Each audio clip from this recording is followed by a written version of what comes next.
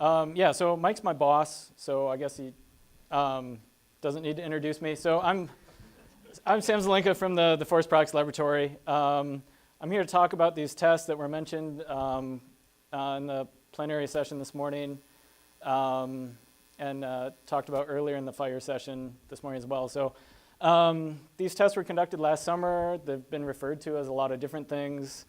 Some people call them the ATF tests because they were conducted at the Alcohol, Tobacco, and Firearms Laboratory. Some people call them the ICC tests because they were done to address questions from the ICC committee. Some people call them the AWC tests because the American Wood Council is heavily involved with these as well. We're the Forest Products Laboratory, so if you want to call them the FPL tests, we can add another 3-letter acronym in. So there weren't like 10 different sets of tests done in Baltimore last summer. It's all the same thing. They just have a lot of different names because we have a lot of different partners, right? So yeah, I'm from the Forest Service, Forest Products Laboratory, state and private forestry. Another branch of Forest Service was helpful in these as well. Also from the government, we have the Department of Justice, Alcohol, Tobacco, and Firearms, so they were a partner in this as well. So that's on the public side. On the private side, we had assistance from American Wood Council and Lend-Lease put the structure together. And this was at the end of fire test number 1. That was a 3-hour test. All right, so, and this was covered this morning as well. Just a little bit of background on these ICC.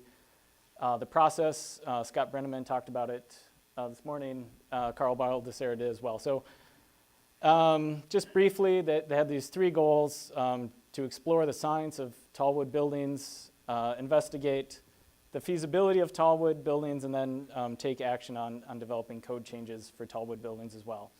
And so that eventually led to these fire tests, and these fire tests were to answer some questions that were out there. David Barber actually wrote a really great gap analysis with some colleagues at ARUP. And one of the big kind of questions was compartment fire dynamics. So in the tests that Dave just presented, those were the standard fire curve. So an ASTM E119 time temperature curve where the furnace starts off and it heats up and it continuously heats up. These were to look at realistic fire scenarios or compartment fires where you have contents which ignite and then burn and get really hot for a little while and then decay. So this is a different type of fire test scenario than was presented. And the goals were to look at occupant and firefighter safety for egress or firefighter entrance. And the results of these tests are to guide further development of codes and standards. So the structure, it was a 2-story structure. There was one identical apartment on each level. It was a 30-foot by 30-foot apartment, standard 1-bedroom, and then there was a living room, kitchen area on the other side.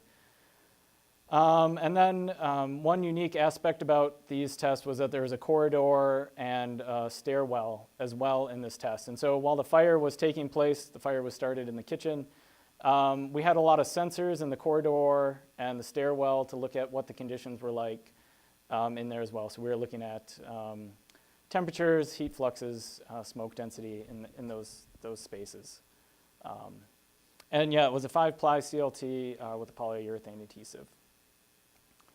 And so we did 5 different tests. So test 1 was a fully encapsulated structure where everything was protected with 2 layers of 5/8 type X gypsum wallboard. That was done on the first floor. And we had the second floor was fully instrumented, so we were looking at whether or not anything got transferred to the second floor. Test 2 had 30% of the ceiling area was exposed in the living room and bedroom. Test 3, so if test 1 was a baseline, test 2 was the same except the ceiling was partially exposed. Test 3 was similar to test 1 except that the CLT walls in the living room and bedroom were exposed. There's a partition wall, and we'll go through that as we go through the slides. Test 4 and 5, we're looking at automatic sprinkler systems. So in test 4, this was a situation where the CLT was fully exposed in the bedroom and living room, so the walls and ceiling, but there was an automatic sprinkler system and it was allowed to activate normally. And test 5 was an extreme test of a sprinkler system. Again, everything was fully exposed in living rooms and bedrooms in terms of CLT. In this test, the sprinkler activation was delayed 20 minutes beyond test 4. So the idea was to simulate a situation in which the sprinkler system did not activate, or activated but was not charged with water because of a manual disconnect, and the fire service would arrive and charge the sprinkler system. So I'm not going to talk about test 4 today, that the sprinkler went off and put out the fire right away. It was only a couple minutes long. I'm going to talk to you about tests 1, 2, 3, and 5. And Carl Baldessera was bragging about his 59 slides. I've got over 100. Once we get past these, I'm going to go through a lot of pictures so you can kind of see what it was like. So I just wanted to warn you, pace is going to pick up. And just one final detail was on the fuel load. This got mentioned this morning as well, but so fuel load was 570 megajoules per meter squared. So that was the average fuel load for a living room or bedroom space, and then one standard deviation beyond that added to that. So that's why, I mean, there's a lot of things in here, and then we added wood cribs as well, and then there's even some code books on all these bookshelves. So we burned a lot of code books. I've got a picture later on. So I had thought about a lot of different ways to present this, but I thought, hey, people are going to want to see what actually happened. So a lot of this is photographs. We have tons and tons of data, terabytes of data, and that's all in the final report, which is now complete. But this is kind of just walking you through what the test looked like and what happened, and there will be question time at the end. But so I wanted to start off by, here's the test structure kind of coming together. And you can see the walls are up here, and they're putting in these panels for the floor ceiling. And we tested some different types of connections. We had this wood ledger board on one side and this steel angle iron on another side. And then we had this glue-lam beam and column in the middle. Here's the panel going up, and some more pictures. Once the floor was on, for the first floor, then the corridor started getting erected. And this is what it kind of looked like partway through construction, where the walls are up, first floor's up, and then you can see the beams and columns are coming up on the second floor. There's that from a different angle, and then the ceiling was getting placed on. So this is what it looked like at one stage in construction, but the CLT is all in place at this point. Then it was starting to do some work on the interior as well. This is just showing you what it looked like. Again, there were sealants applied in these corners. So Dave talked a lot about the importance of these different detailing, and a lot of effort was put in by a lot of different groups to design the details in this building. Here's some of the gypsum wallboard going up, and you can see the sealants on the side there. Gypsum wallboard was applied to the front as well. That wasn't, there was nothing about these tests to look at the exterior. This was just to make sure that the surface of the test structure wasn't damaged on these fire tests. Here's the first floor coming together. So everything had gypsum wallboard on it. You can see the partition wall. Those glue-lam beams and columns had gypsum wallboard on them, and then there were steel studs in between on that partition wall. This is just a picture of part of the data acquisition system. We had over 500 channels of data. We were acquiring temperatures, heat fluxes, gas analysis. We had 12 different camera angles throughout the test, so very heavily instrumented test. So this is the test structure right before test number 1, which is on the first floor. You can see there's heat flux sensors outside the building looking at the radiation thrown off of the building as well. Here's what the bedroom looked like, and the living room. Those were earlier showing the fuel load. And the test was ignited in these kitchen cabinets in the back with this package here. This is how the Alcohol and Tobacco and Firearms Laboratory starts most of their fire tests. There's some medical gauze soaked in gasoline in this Ziploc bag. And then they walk in a turn-down suit and ignite that. And we'll go through the tests and kind of what it looks like. So this is the fully encapsulated test. This is test number 1. So you can see the fire is starting to grow back from that kitchen cabinet. And yeah, it's continuing to get bigger. And let's see, so this is pretty close to flashover in that test. You can see the kitchen's getting really hot. There's a lot of hot gases on the ceiling. And this is kind of right at the start of flashover where everything in the compartment's igniting. And this is a little bit further on in the flashover stage. And you can see there's smoke starting to come out of the bedroom. And these are just kind of the progression. There you can see the fire is starting to travel into the bedroom space. And it's getting hotter. And then eventually we had flashover in both compartments at the same time. And this lasted for maybe about 10 minutes, at which point it was very hot, even in the control room. So this is during the decay phase of the fire. While there's still some contents being burned out. You can see that partition wall. I guess you can't see my mouse. Yeah, so this partition wall here is gone. That was not fire rated gypsum wallboard, so that's kind of gone, and you have one space. Here's some further along in the decay. You can see the gypsum wallboard is still intact. Everything looks really great, and just the contents are slowly burning out, and it's getting colder and colder in the compartment. This is very close to the end of the test. So we let this test run for 3 hours. At the end of 3 hours, well, actually much before that, the heat release rate, so we were measuring the gases above this, so we were able to determine the heat being produced by the fire. The heat release was negligible, but we let it run for 3 hours, at which point we stopped the test. And here's some photographs showing of what the compartment looked like after the test. You can see there's some technicians knocking down whatever was left. The code books burned for a really long time. So that was pretty much all that was left at the end of 3 hours. So yeah, gypsum wallboard's in great shape.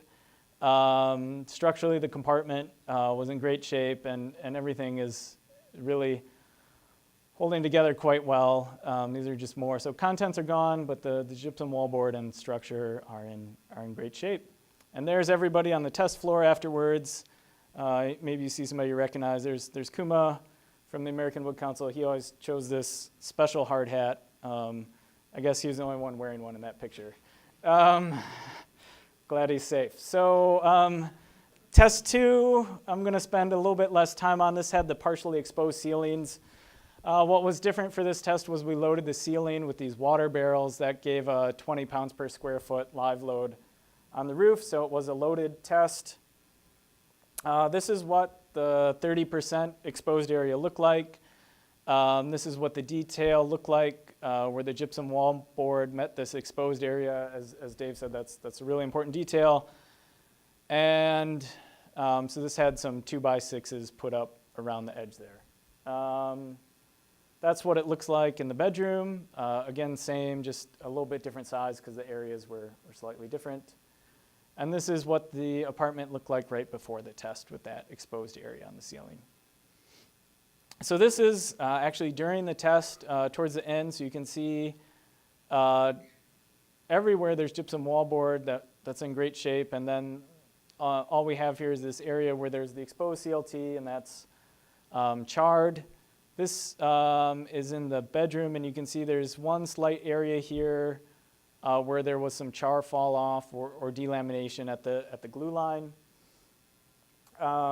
And you can see that this is kind of towards the end of the test. You have these, just a couple of small areas where there was some char fall off.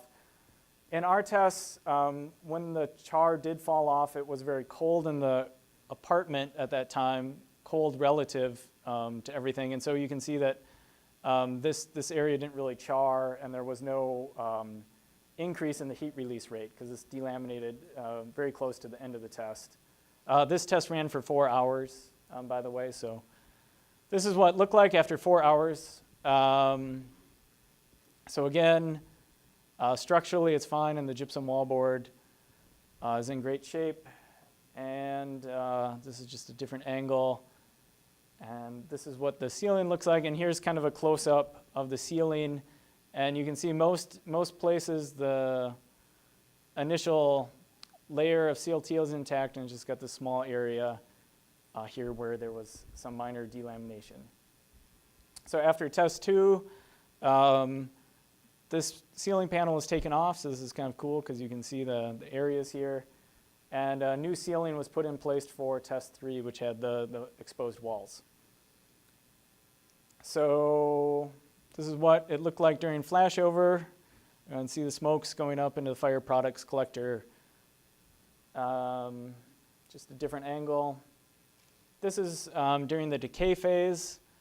You can see, this is early in the decay phase, you can see the ceiling looks like it's in great shape, and the walls are also in great shape.